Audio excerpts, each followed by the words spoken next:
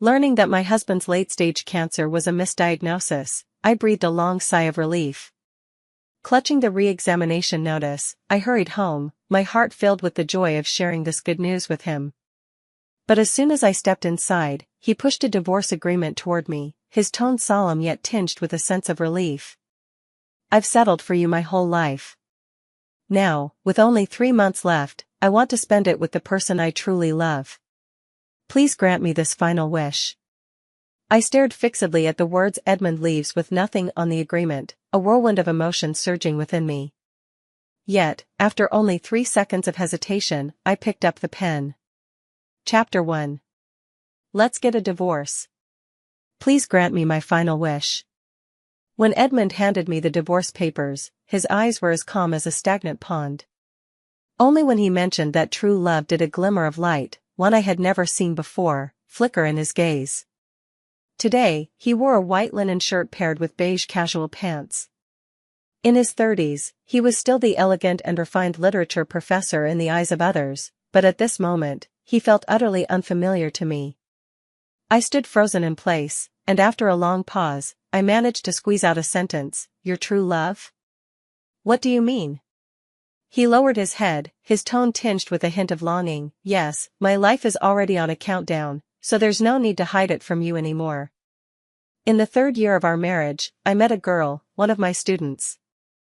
We often discussed literature together, shared many common interests, and our thoughts resonated. It was completely different from the mundane conversations about daily life I had with you. We had a spiritual connection. I was tempted," he said frankly, even with a faint smile tugging at the corner of his mouth. "But I was already married, and out of responsibility to my family, she also felt guilty toward you, so in the end, we parted ways. Over the years, we've maintained a friendship, never crossing the line. When we occasionally meet, we only discuss poetry, songs, and the philosophy of life." After speaking, he looked up at me, his eyes carrying a certainty that bordered on pity. "Do you know? Only when I'm with her do I feel truly alive, like a complete person, free from the trivialities of daily life, free from the worries of raising children. She is my muse, my soulmate. What we have is an accident and a regret under the constraints of worldly rules." I listened quietly to his lengthy, heartfelt confession, my lips curling slightly. I couldn't help but scoff, finding it utterly absurd. Truly, it's like an old sow wearing a bra, layer upon layer of nonsense. Edmund's ears instantly flushed red, as if he had been gravely insulted. He angrily scolded me, "How vulgar.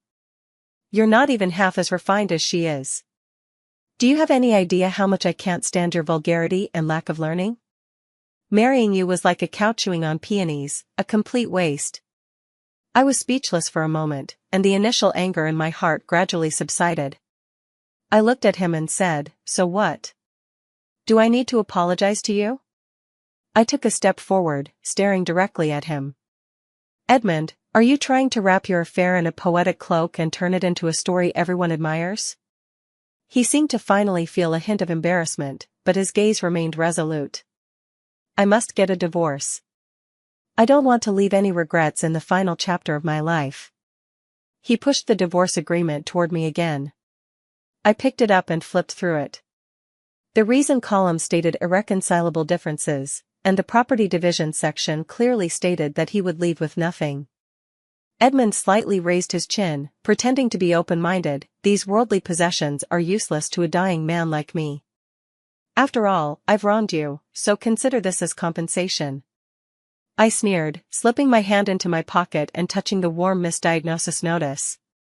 The next second, I picked up the pen and signed my name without hesitation, Scarlett. Fine, then let him go pursue his soulmate and spiritual world. As for these vulgar properties, savings, and funds he looks down on, I'll just endure them alone. Chapter 2. Edmund probably never expected me to agree so readily. Holding the divorce agreement I had just signed, he stood there in a daze for a long time, unable to react. Taking advantage of his daze, I turned and entered the bedroom, packing all his clothes from the wardrobe into 2 large suitcases. He finally snapped out of it, his tone tinged with disbelief and displeasure. "Scarlett, are you really in such a hurry to kick me out? I gave him a puzzled look and retorted irritably, so I don't hold you back from pursuing your soulmate. All your clothes are here. As for your books in the study, I'll have a moving company deliver them to you tomorrow. Just leave me an address. Oh, and I'll choose cash on delivery, don't forget to sign for them. Edmund seemed to suddenly understand something, looking at me with an expression of lofty pity and disdain. I get it now. Ever since you found out I have terminal cancer, you've been eager to get rid of me, haven't you? He sighed with a bitter and resentful expression. This is why I've felt tormented all these years being with you. Our union was a mistake from the very beginning. You're vulgar, materialistic, and only care about profit. All you ever talk about is money and trivial matters. Being with you is simply a waste of life. As he spoke, that dreamy look returned to his face, and he murmured, but life shouldn't be like this. Varel says life should be a snowfall to be savored, a scene of romance and beauty, a spring day filled with warmth and light. The corner of my mouth twitched, and I couldn't help but interrupt him. Are you done? A vulgar person like me can't stand the lewd words of you adulterers. Take your things and get out. Now. Edmund's gold-rimmed glasses reflected a cold, icy light, and the way he looked at me was as if I were some filthy thing that had tarnished his spiritual sanctuary. His lips moved, about to retort, when the phone in his pocket suddenly rang. That call seemed to flip a switch in his emotions, his mocking gaze instantly softened, and his voice grew gentler as he answered. I faintly heard a woman's voice on the other end of the line, likely the Varel he had mentioned. The woman was saying something on the other end, probably something coquettish. As Edmund listened, a look of indulgence and tenderness I had never seen before appeared on his face, a kind of gentleness I had never received in all the years of our marriage. I used to think that all married couples were like this, plain, stable, peaceful, living a life of routine and daily necessities. It wasn't until this moment that I realized it wasn't marriage itself that was like this, it was my marriage that had long been rotten to the core. Edmund hung up the phone without saying another word to me, grabbed his suitcase, and walked away without looking back. Looking at the empty room, sunlight streamed in through the window, the flowers on the balcony swayed gently in the breeze, and occasionally, birds flew past outside. Everything was just as it always had been, unchanged by the departure of one person. I thought I would cry my eyes out, go crazy, or break down, but I didn't. In just a few hours, my emotions went from the ecstasy of learning about the misdiagnosis, to the shock of seeing the divorce papers, to the anger of hearing his confession, and finally settled into calmness. Deep down, I even felt a faint sense of relief. A man like that isn't worth keeping. Now, not only am I divorced, but he also willingly left with nothing. For me, what's the difference between this and getting a promotion, striking it rich, or losing a husband? Oh, I almost forgot, my husband isn't going to die, he's just rolling smoothly out of my life in another way. Chapter 3. After calming down, my only concern was that Edmund might suddenly regret it. Without him, my life has been incredibly joyful. I was born into a traditional family, with parents whose education was conservative and rigid. For the first half of my life, I followed the rules and walked the path they arranged for me, studying at the right age, working after graduation, and once my career was stable, accepting an introduction from relatives back home to start a family with Edmund. Back then, my parents were extremely satisfied with Edmund. He was a literature professor at a local university, handsome, with a respectable job and a decent income. My parents strongly encouraged this marriage, and I also felt that Edmund might be a good choice. In a daze, I went ahead and registered our marriage with him. Between us, we never even seriously discussed love. It seemed as though we had simply reached this stage in life and found a suitable person to partner with, just to get by. I didn't even think there was anything wrong with this. After all, my parents were the same, introduced by someone, married, had children, and lived a plain, uneventful life. I once thought this was what love was like for ordinary people. Just when I thought my life would continue peacefully like this until the end, Edmund was diagnosed with late-stage cancer. In that moment, a feeling of the world collapsing swept over me. I thought it was love, an unwillingness to let go. But it wasn't until he brought up divorce that I realized it was merely fear and helplessness in the face of a massive upheaval in my life. The moment I learned it was a misdiagnosis, I was overjoyed, feeling as though my life had finally returned to its proper course. But now, my life has completely veered off from what I once considered the right track, yet I feel no panic at all. Instead, there's a sense of liberation, as if I've regained my freedom. I took stock of the shared assets accumulated over the years of my marriage to Edmund, and the amount far exceeded my expectations. It's more than enough to ensure a comfortable and worry-free life for me in the years to come. During the cooling-off period of the divorce, I decided to take my annual leave and travel to a few places I'd always dreamed of visiting. Freed from the constraints of the wife role and no longer burdened by the daily worries of household chores, I could simply be myself, relaxed and at ease. One day during my travels, while scrolling through short videos, I stumbled upon Edmund and his Varel. The woman in the video appears to be under 30, with a lovely face, long curly hair pulled back by a hair tie at the sides of her face, and a faint dimple when she smiles. Her name is written in the introduction, Varel. Varel's account is filled with an artistic and serene atmosphere. The videos are not posted frequently. Initially, she shared literary works alone, but later, Edmund appeared in the frames. The two of them discussed their insights into literature together, looking incredibly well-matched. In the video, Edmund still has that refined appearance, wearing a soft knit sweater, with gold-rimmed glasses adding to his gentle and elegant demeanor. When the two discussed love, Edmund looked deeply moved. Love is something utterly unreasonable. When it happens, no one can resist it. Even in the face of worldly constraints and shackles, its inevitability cannot be stopped. He spoke, gazing tenderly at Varel, the affection in his eyes impossible to hide. Varel lowered her head, her cheeks flushed, looking utterly shy and demure. I opened the comments section, where a sea of posts read, "I'm dying from the sweetness, a match made in heaven, a perfect pair of talent and beauty." Some even remarked that when literary people fall in love, even their romance feels different from ordinary folks. Reading these comments, I felt not a trace of pain, only a profound clarity. Witnessing his deep affection for another woman at this moment, I truly realized that I didn't love him at all. With a relieved smile, I turned off my phone, completely putting those irrelevant people and matters out of my mind. The divorce cooling-off period ended, and Edmund and I went to the Civil Affairs Bureau to get our divorce certificates. Varel was right by his side, looking at me with obvious wariness, as if afraid I might lose control and cause a scene. But throughout the entire process, I remained exceptionally calm, even feeling quite cheerful. After receiving the divorce certificate, Edmund still wore that condescending expression and said to me, "Our marriage was a mistake from the start. Now everything is back on track. I wish you find your own happiness in the future." I smiled, waving the divorce certificate in my hand. "Thank you, I will. But I certainly won't achieve it through marital infidelity." With that, I left the Civil Affairs Bureau without looking back. After returning home, once I confirmed that all the property transfer procedures were completed, I mailed the cancer misdiagnosis notice to the new address Edmund had left me. Chapter 4. I had thought that we could part on good terms and go our separate ways after the divorce, but Edmund and Varel's moral standards still exceeded my imagination. That day, a colleague suddenly sent me a link. When I clicked on it, it turned out to be Varel's live stream. On camera, Edmund and Varel were wearing matching couple outfits, one handsome, the other gentle, looking like a perfect match. Yet the words coming out of their mouths were anything but dignified.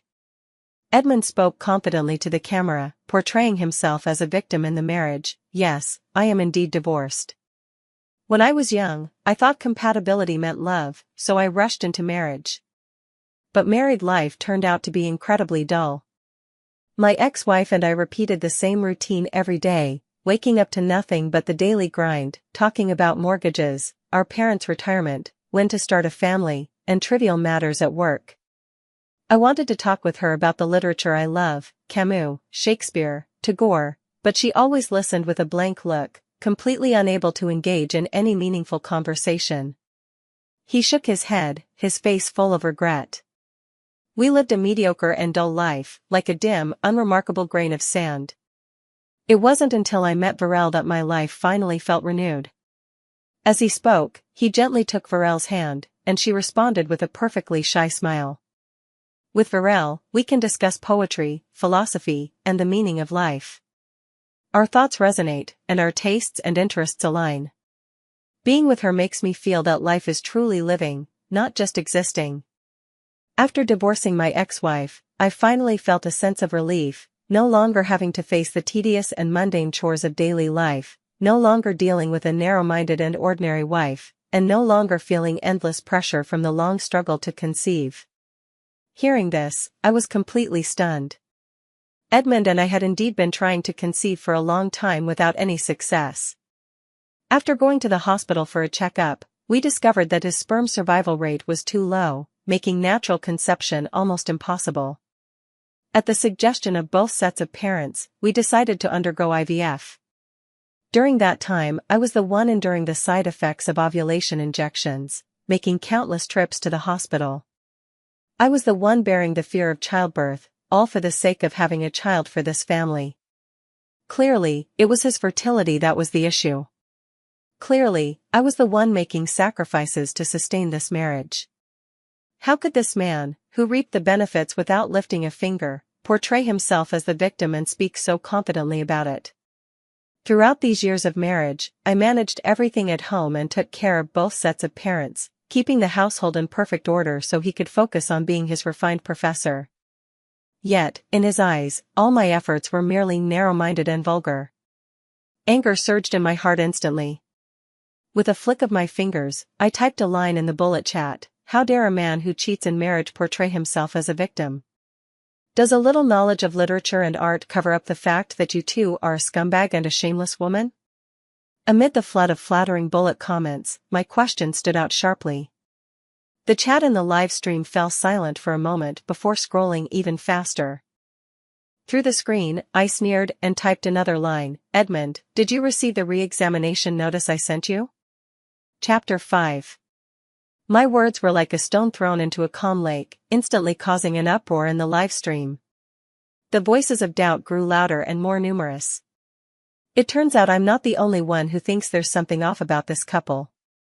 If they want to show off their love, fine, but what's the point of putting down his ex-wife? Exactly, and he's supposed to be a professor? His manners are just awful. Your romantic life is all well and good, but does that mean our ordinary, everyday struggles don't matter? The way he looks down on others is truly disgusting. The real issue is the affair during the marriage, right? This guy is using his ex-wife to build up his image as a devoted lover, and now she's come knocking? What's a re-examination notice? I feel like I've stumbled onto some major gossip. As the doubts grew, Edmund and Varel visibly panicked. Edmund cleared his throat, deliberately avoiding my question and instead addressing an irrelevant comment in an attempt to change the subject. However, the netizens' attention was entirely focused on marital infidelity and the re-examination notice, with more and more follow-up comments flooding the screen. Cornered, Edmund finally spoke up, his eyes deliberately reddening as he began to play the victim. "Regarding the re-examination, I'll address it here. A month ago, I was diagnosed with cancer, late stage. The doctor said I only have 3 months left to live." His expression darkened, his tone filled with grievance. "So, when my ex-wife found out, she immediately divorced me. I'm very grateful to Varel. She didn't look down on me as a dying man and was willing to take me in. Her romance is the best medicine for healing me.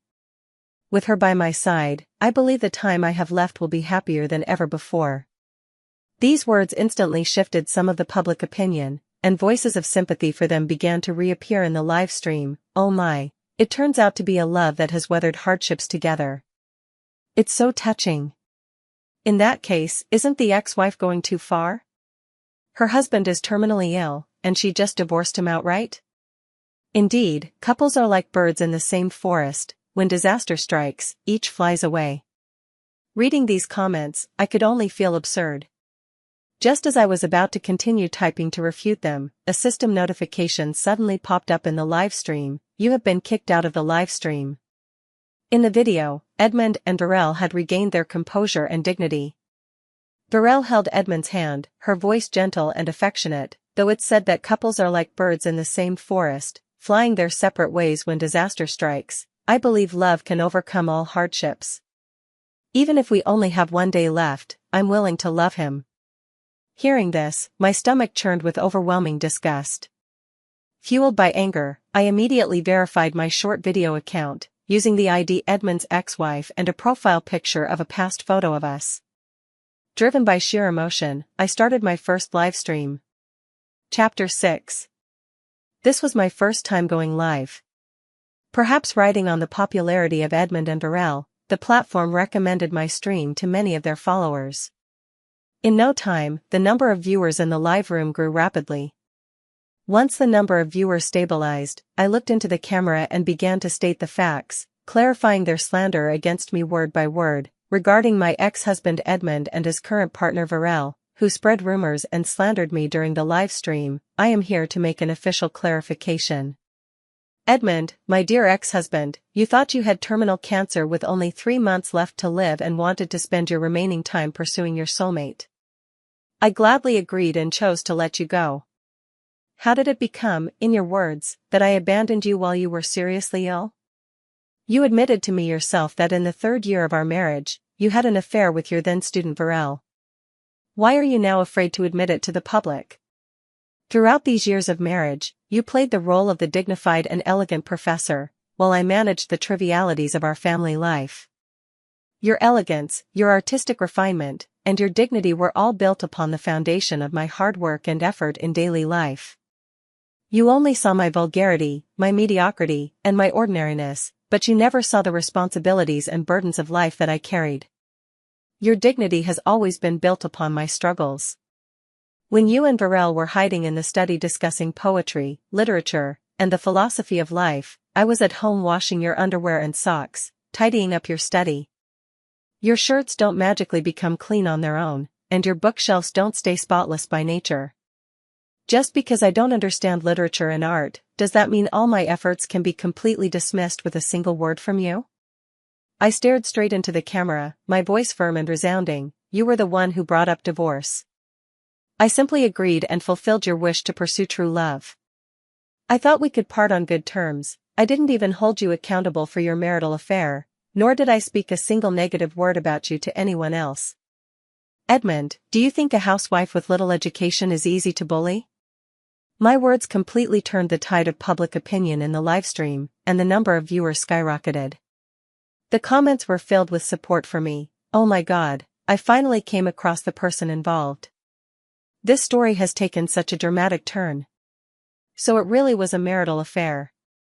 How do those who praised it as a fairy tale romance feel now? Does it sting? Never put professional men on a pedestal. He may look like a refined professor, but in reality, he's just a heartless beast. This man is truly disgusting.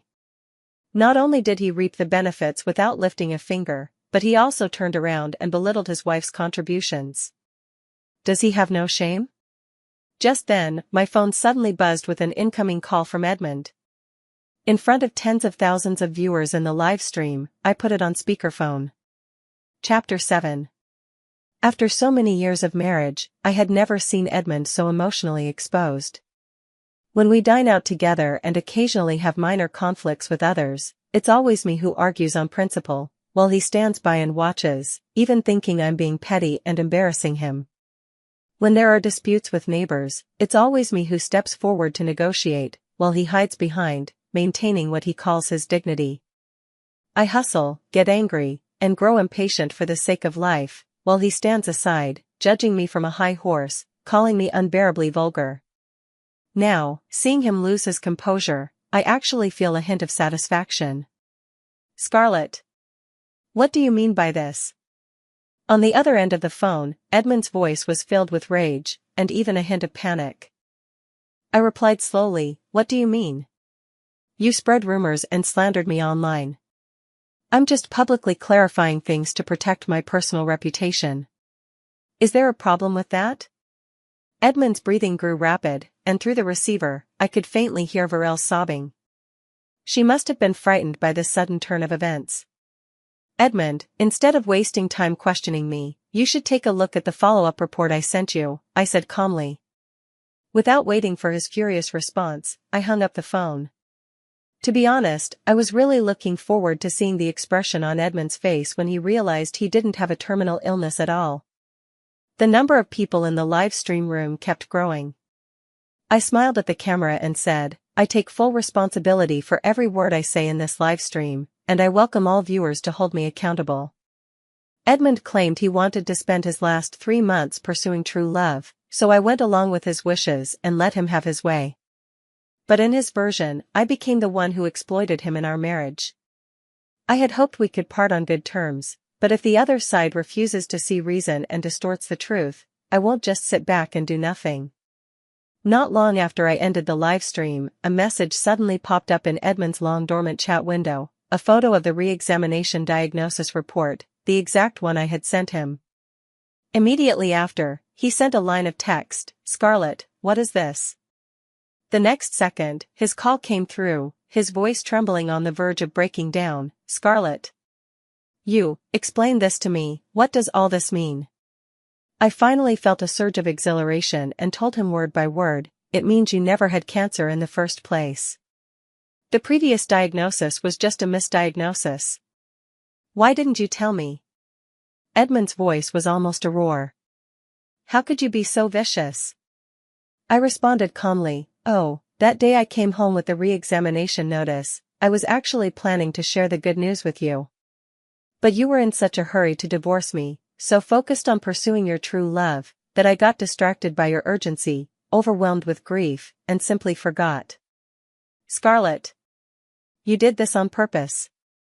You knew I didn't have terminal cancer, yet you kept it from me, tricked me into leaving with nothing, and took all my assets, he screamed hysterically.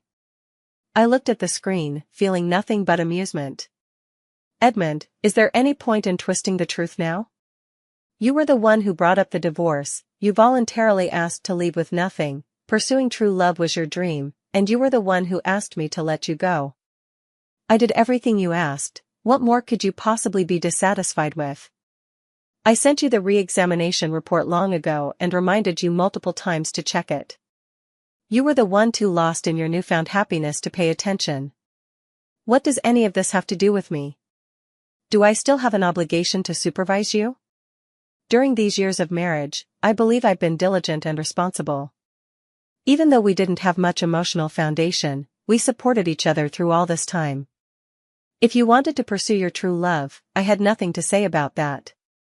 But I never expected that a professor who appears so dignified and respectable in public would publicly slander and defame his ex-wife after the divorce. It really is true, you only see a person's true character after you part ways. My words were like a sharp knife, striking right at his core. Edmund has always cared deeply about his reputation, dislikes conflict, and isn't good at arguing back. For a moment, he was left speechless by my words. All I could hear through the receiver was his hurried and panicked breathing. After a long while, he finally spat out resentfully, "You just wait and see." Then he abruptly hung up the phone. I thought he was just venting his anger with harsh words, but the next day, a local news story quickly topped the trending searches. Wife conceals truth of husband's terminal cancer misdiagnosis, induces husband to leave with nothing. Chapter 8. Overnight, my phone was flooded with calls, old classmates, colleagues, friends, relatives, and even my parents back in my hometown all called to ask about the situation. I opened the short video platform and discovered that Edmund and Varel had posted a long video. In it, they tearfully accused me, claiming that I deliberately concealed the truth of the misdiagnosis to seize assets and tricked Edmund into leaving with nothing. In the video, they still looked like a perfect match, handsome and beautiful, and the anger and grievance on their faces seemed genuine.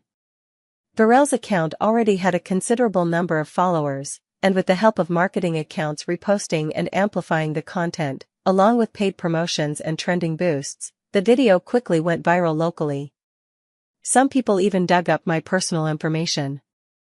In no time, countless harassment calls from unknown numbers and abusive text messages flooded my phone. My short video account was also filled with various slanderous and insulting comments. Some even went as far as to wait for me outside my company building. I never imagined people could stoop to such shameless levels. But I, the woman they labeled as vulgar and harsh, have never been one to let others push me around. I recorded screenshots of every slanderous and abusive comment directed at me, securing all the evidence. Then, on my own account, I posted a long video titled An Open Letter to My Ex-Husband Edmund. The video begins with a clip from a home surveillance camera. The image quality isn't particularly high, but the audio is crystal clear. In the footage, Edmund sits calmly on the living room sofa, openly confessing to me that he had an affair with Varel in the 3rd year of our marriage. His feigned pity, self-righteous affection, and condescending attitude are all clearly captured. After the recording ends, I face the camera and calmly state all the facts. Regarding the state of my relationship with Edmund and the reasons for our divorce, I urge everyone not to believe the one-sided story of a cheating man. First, Edmund had an affair in the 3rd year of our marriage, falling in love with his student at the time, who is now his partner, Varel. Second, the late-stage cancer diagnosis was indeed a misdiagnosis. I had already sent him the misdiagnosis notice, so there was no intentional deception whatsoever. It was his own dissatisfaction with me that made him determined to divorce. Third, setting aside the cancer issue, a man who cheats during marriage, disregards his wife's years of effort and hard work, belittles the equal status of women in the family, and almost never fulfills a man's responsibilities in the household, such a person deserves to leave with nothing. Fourth, the divorce agreement was signed voluntarily by both parties, and the property division terms were Edmund's own decision. It was his belief that his life was coming to an end and his desire to abandon everything in pursuit of true love that led to our divorce. The root cause was his change of heart and infidelity, not the so-called late-stage cancer. Fifth, Edmund, the reason you're twisting the truth now is simply because you know you don't have a terminal illness and have started regretting your decision to leave with nothing, isn't it? Where's your self-righteousness? Where's your true love? Where are your literature and art? Where's your sense of superiority? Finally, I looked into the camera and said word by word, in this marriage, I have no fault whatsoever. You couldn't stand my vulgarity and materialism, but looking back now, I couldn't stand your hypocrisy and false superiority either. Going our separate ways suits me just fine. People must always take responsibility for what they've done and the decisions they've made, regardless of whether they thought they were dying at the time. Chapter 9. My response video, riding the wave of the trending topic, quickly climbed to the top of the local hot searches, and public opinion completely reversed. Netizens have sharp eyes, and Edmund and Varel's lies were completely exposed. This man is absolutely disgusting, pretending to be superior while being truly selfish, using literature as an excuse to shirk family responsibilities, enjoying the benefits while belittling his wife. This completely shatters my worldview. A scumbag who cheated during marriage still has the nerve to play the victim. We must support the faultless ex-wife. So, this guy was misdiagnosed with cancer, thought he was dying, let his love-struck brain take over, left everything behind to chase his true love, only to find out it was all a mistake, and now he's regretting it. I'm dying of laughter. That's an insult to love-struck brains. This isn't love at all, it's just cheating and being irresponsible. Tried to steal a chicken but ended up losing the rice too. Now look at him, lost both the person and the money. Serves him right. I let the public opinion run its course while simultaneously editing the videos I took during my travels into travel vlogs and posting them on my own account. In the video, I am traveling through mountains and rivers, with a bright smile, completely unlike the narrow-minded, vulgar, boring, and dull woman described by Edmund. During this period after the divorce, I have felt an unprecedented sense of freedom and finally realized that my life has never been confined to just the kitchen and love. I have more possibilities and more choices. The wave of public opinion has made Edmund and Varel reap what they sowed. The incident has remained highly popular locally and even spread to the university where Edmund works. The once highly respected professor became an adulterer despised by everyone overnight. Wherever he goes, colleagues and students point fingers at him. The university leadership took this matter very seriously and, after an investigation, gave Edmund a suspension. Edmund, who had spent his entire life pursuing respectability and face, had his reputation completely ruined and was socially dead on the spot. Burrell's fate was even worse than Edmund's. The investigative skills of netizens were comparable to those of private detectives, and they quickly uncovered that Burrell had long known that Edmund's cancer was a misdiagnosis. Her original plan was to wait for Edmund to divorce and take half of his assets, then, after they got married, reveal the truth about the misdiagnosis. However, she never expected that Edmund, in a fit of romanticism, would choose to leave with nothing. Burrell was furious, but on second thought, Edmund was, after all, a university professor with a respectable job and a stable income. Even without assets, he could still live comfortably in the future. Additionally, since their couple account had strong monetization potential, she suppressed her anger. On the surface, she continued to play the role of a deeply affectionate literary goddess, but behind the scenes, she quietly set up donation links, accepting contributions from fans and passers-by. She also added a product showcase to the account, capitalizing on the shared hardship persona to amass wealth. Apart from this, netizens also uncovered that Burrell had previously sold unregulated weight loss products and substandard cosmetics, swindling many fans out of their money. After the truth was exposed, Burrell's short video account was completely ruined, her reputation destroyed. Fans rapidly unfollowed her, and her live streams were flooded with insults and mockery.